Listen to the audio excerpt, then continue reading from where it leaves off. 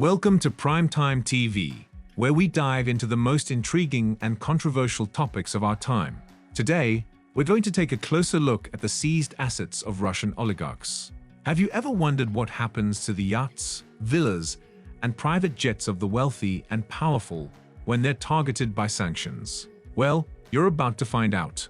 The latest round of sanctions against Russian oligarchs has created a whole new set of legal questions that have yet to be answered. European governments that seize the assets of these powerful individuals now face a difficult decision. What to do with them? Asset freeze, the simple part. As President Joe Biden warned in his State of the Union address, we are joining with our European allies to find and seize your yachts, your luxury apartments, your private jets.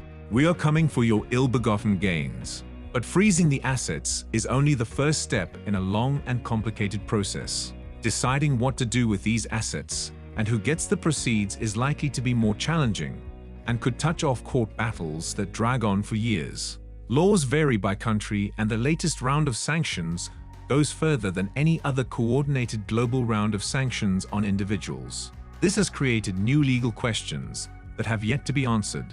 Benjamin Maltby, a partner at Keystone Law in the UK and an expert in yacht and luxury asset law, said, "We're in uncharted waters. The situations we're seeing now have never really occurred before." Proving criminality, the difficult part. Legal experts say that generally, the sanctions themselves don't allow countries to simply take ownership of oligarchs' boats, planes, and homes. Under the sanctions announced by the US and Europe, members of the Russian elite who enriched themselves at the expense of the Russian people and aided Putin in his invasion of Ukraine will have their assets frozen and their property blocked from use. Under US law and most laws in Europe, assets that are frozen remain under the ownership of the oligarch, but they can't be transferred or sold.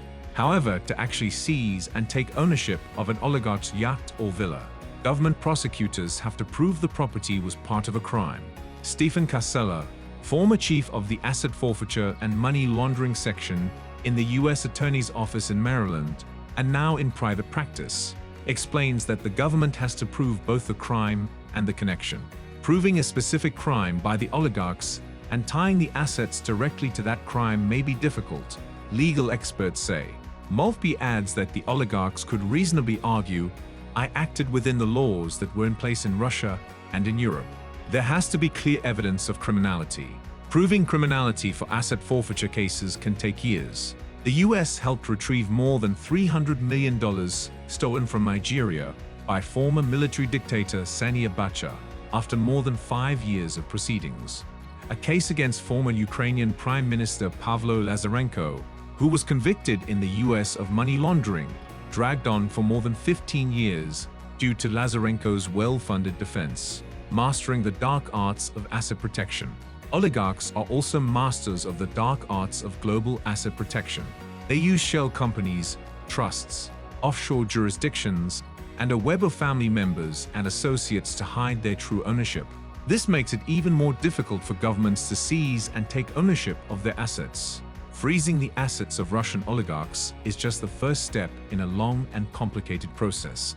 Deciding what to do with these assets and who gets the proceeds is likely to be more challenging and could touch off court battles that drag on for years.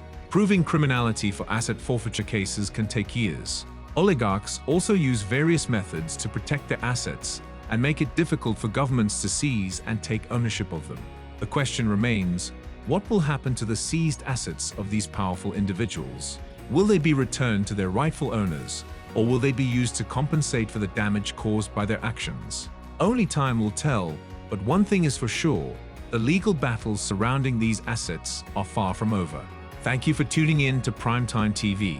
We hope you enjoyed this deep dive into the seized assets of Russian oligarchs. If you have any thoughts or questions, please leave them in the comments below.